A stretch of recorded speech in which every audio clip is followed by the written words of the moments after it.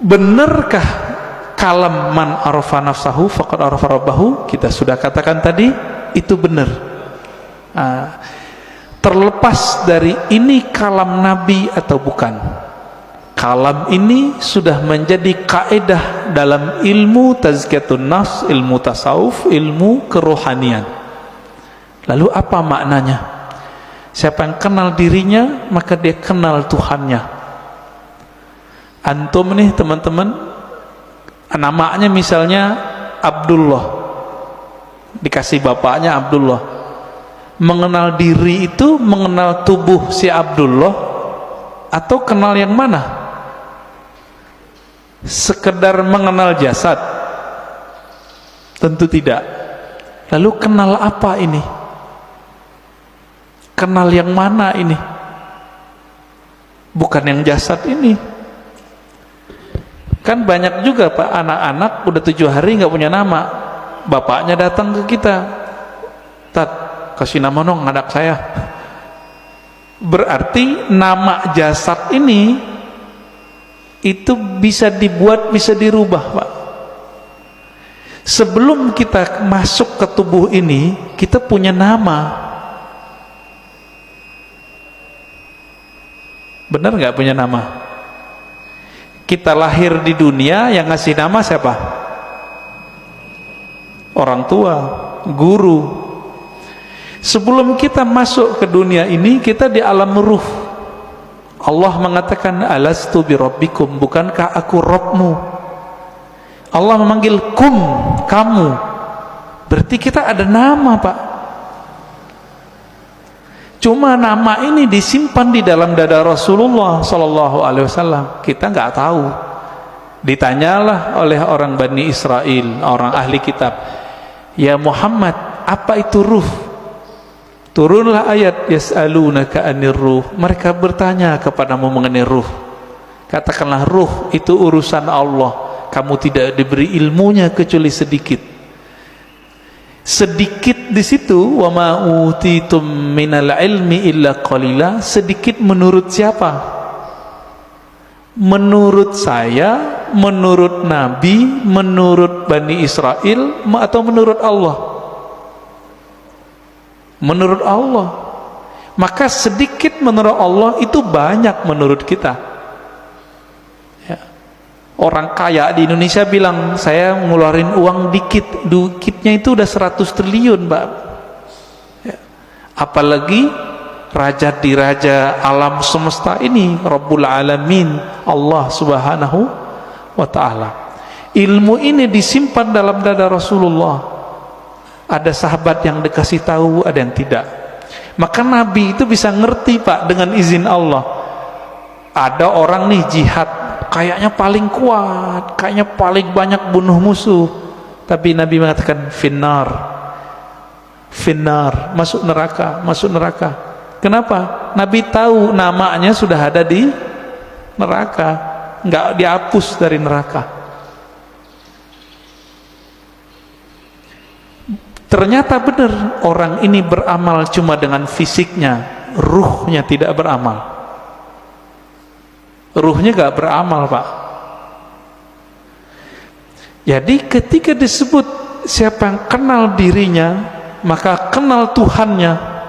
Diri yang fisik, yang mengenal dirinya fisiknya, dia baru mengenal perbuatan Allah. Disebut ma'rifatul af'al, mengenal perbuatan Allah. Ajaib gak kelahiran manusia? Penciptaan manusia ajaib gak? Ajaib Pak. Kok bisa-bisanya ada makhluk hidup di perut seorang perempuan? Itu ajaib itu. Saya mau tanya nih yang udah nikah, yang punya anak, itu antum yang menciptakan anak atau cuma sebab doang? Ya, bikin doang ya. Tapi kita nggak yang gedein, yang mengembangkan biar kasih tulang, enggak. Ya, coba tanya sama yang udah pernah hamil. Ibu-ibu yang udah hamil tanya, ajaib itu.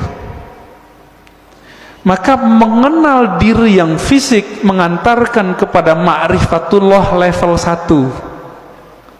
Apa itu?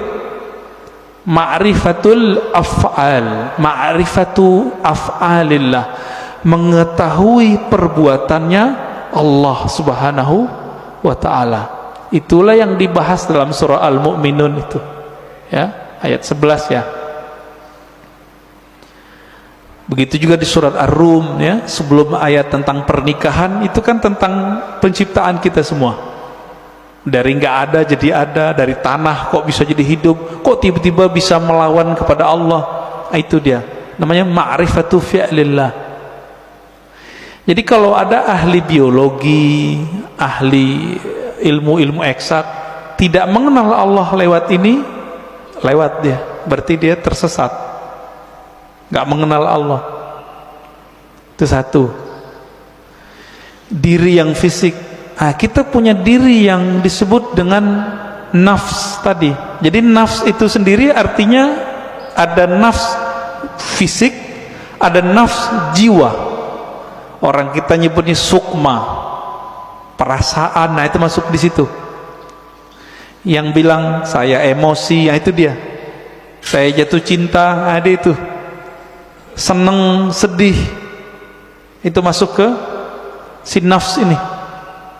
Yang nafsunya besar, yang nafsunya kecil, penakut, pemberani, itu si nafs. Nah, punya nggak nih? Punya ya? Punya kita. Inilah yang dikatakan di Quran, wa man nahan nafsa anil hawa fa innal jannata hiyal ma'wa.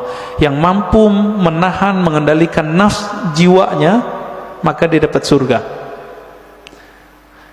Nah, ini ma'rifat apa nih?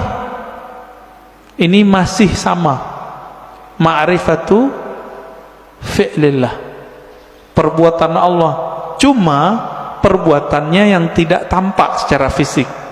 Jadi perbuatan Allah ini kan ada yang tampak secara fisik, ada yang tidak tampak. Ini masih sama. Ilmu untuk memahami ini disebutlah ilmu tazkiyatun nafs. Jadi tazkiyatun nafs itu baru cabang dikit dari tasawuf. Karena orang alergi dengan ilmu tasawuf, nggak mau mereka nyebut istilah tasawuf. Takut ditinggal jamaah. Kalau ustadz udah takut sama jamaahnya, terus jamaah takut sama siapa dong? Ya. Kalau si ustadz udah bergantung kolbunya kepada jamaah, lalu jamaah bergantung kolbunya sama siapa? Jadi kalau ada di antara antum yang ustadz, dai, jangan dai ngikutin murid, jangan guru ngikutin selera murid, murid yang ngikutin guru. Gitu seharusnya.